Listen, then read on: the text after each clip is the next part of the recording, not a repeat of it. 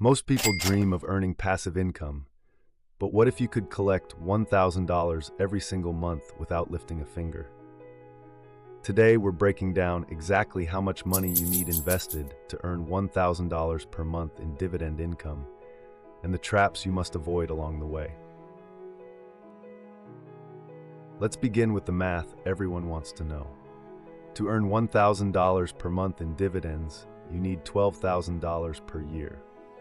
To figure out how much you must invest, you divide $12,000 by the dividend yield of your portfolio. For example, if you invest in companies yielding 4% annually, you'd need around $300,000 invested.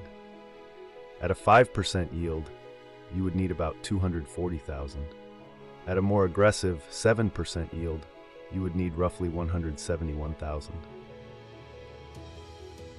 But before you chase higher yields, you should understand that high yields often mean higher risk, possible dividend cuts, and extreme volatility.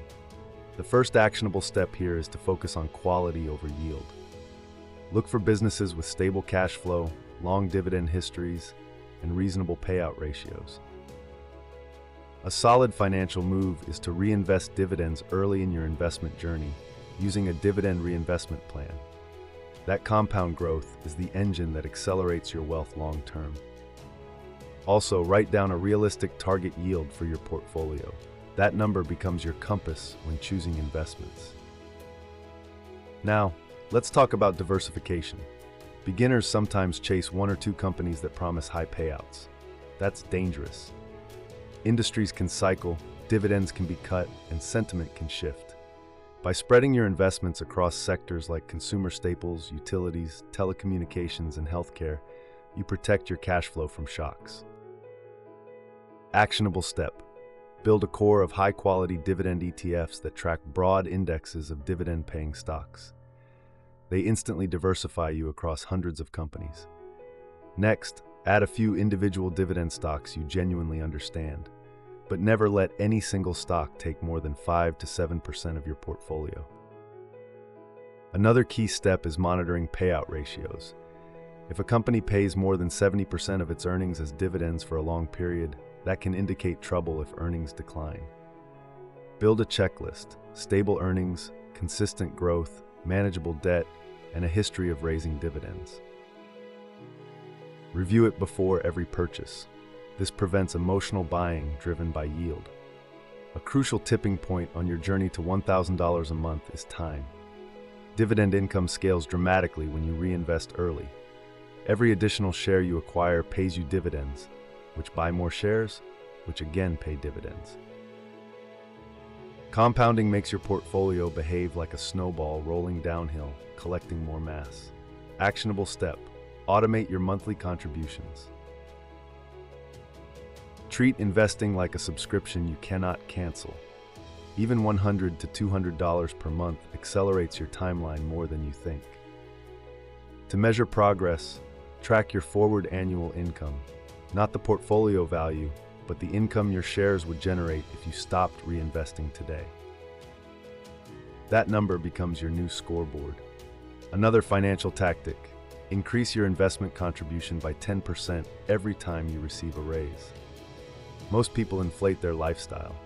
Redirect that money into your Freedom account instead. This single habit can shave years off your journey.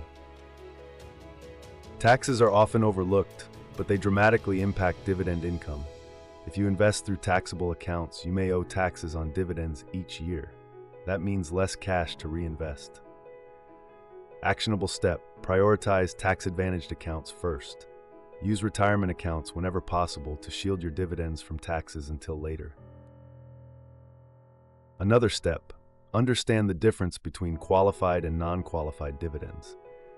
Qualified dividends usually receive favorable tax treatment, while non-qualified dividends are taxed as regular income.